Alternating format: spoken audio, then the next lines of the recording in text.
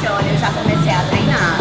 A minha diretora, cameraman, produtora chegou só agora, mas não dá em nada, porque o treino tem muita coisa pra rolar ainda. Eu pra vocês no Snap que eu ia estar postando o restante do treino aqui no canal, então vamos lá, eu vou estar executando os movimentos e o Samuel vai estar explicando tudo pra vocês, pra que funciona, mas isso é meu treino, isso é pra mim.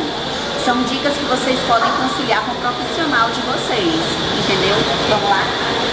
Hoje a Raíssa está fazendo um treino de karatê tensional, tá? Isso significa dizer que ela vai trabalhar com um pouco mais de carga, visando um desenvolvimento miofibrilar, ou seja, uma fabricação de novas fibras, tá? Normalmente ela faz o exercício seguindo esse método e com uma técnica de intensidade, que a gente chama de B7. Essa técnica visa o quê? Trabalhar as musculaturas que não foram envolvidas na primeira fase do treino. Então ela faz a primeira com a perna neutra e a segunda com a perna em adução, visando desenvolver a parte de dentro da coxa.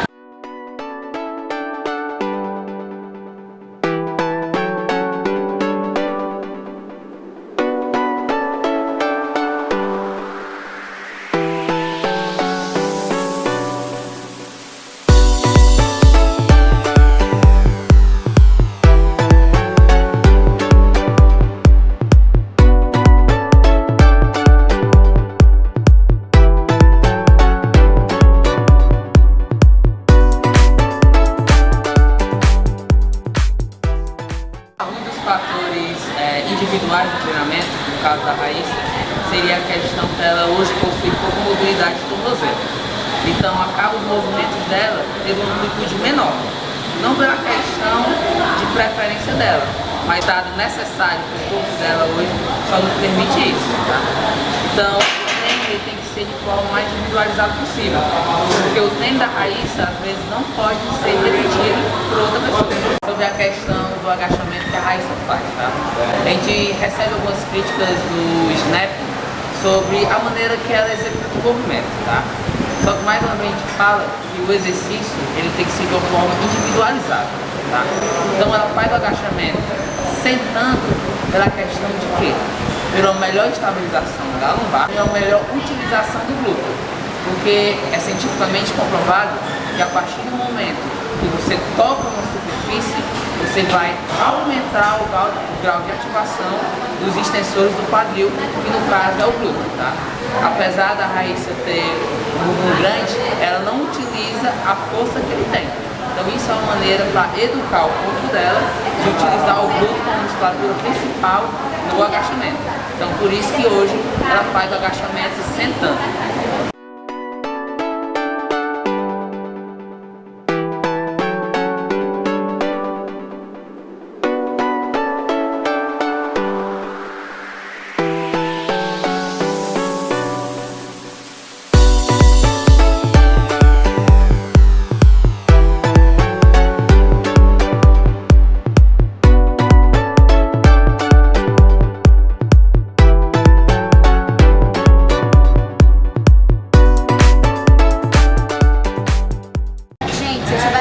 Esse agachamento sem sentar, eu com certeza não estaria cansada na intensidade que eu tô.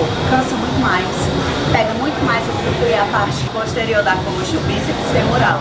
Eu não sei usar muito os termos técnicos não, mas o Samuel se garante, ele vai arrasar agora. Sobre a questão que justamente estava falando, é sabido que quanto maior a amplitude do exercício, maior seria o grau de ativação do glúteo e dos isquios tibiais, tá? Só que essa maneira, quando ela senta, ela cria uma noção corporal, fazendo que a extensão de quadril saia de uma maneira mais potente. Fora a questão do torque, porque, como a lei da física fala, que está inércia tende a ficar inércia. Então ela vai produzir muito mais força para se levantar do que para agachar. Então acaba sendo um exercício muito mais intenso, tá? Então experimente, tá? Tire as suas conclusões da execução desse movimento. E comenta no vídeo! E comenta no vídeo. Agora a última parte, tá? É um exercício chamado elevação da pelve. Um dos exercícios, segundo pesquisas científicas, que mais tem ativação do glúteo. Só que a gente vai utilizar uma estratégia de carga manual. Ou seja, o professor ou colega de treino vai aplicar uma força manual contra o aluno em si. Qual é a vantagem? Que nós vamos moderar a força de acordo com o ângulo que a gente quer pegar, de uma maneira mais clara.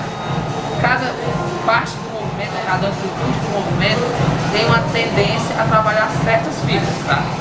Isso segundo o eletromiograma. O que o professor vai fazer? Ele vai aplicar mais força na angulação que ele queira para que trabalhe aquelas fibras que ele visa. No caso da raiz é sempre no final. A gente aplica a maior quantidade de força visando o trabalho do glúteo em si, em geral, mas as fibras inferiores do glúteo.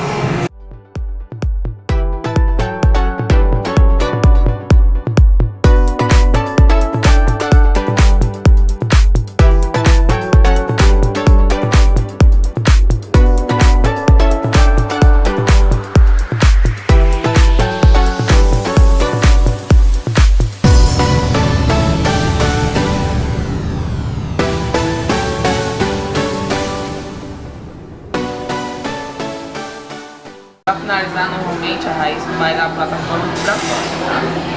Não é que a plataforma tem uma função essencial dentro da rotina de treinamento, mas ela tem um fator de relaxar a musculatura, tá? Através das vibrações. Contribui também, em alguns estudos, para a diminuição de líquido. Então ela utiliza mais para relaxar a musculatura depois de uma sessão intensa de treinamento.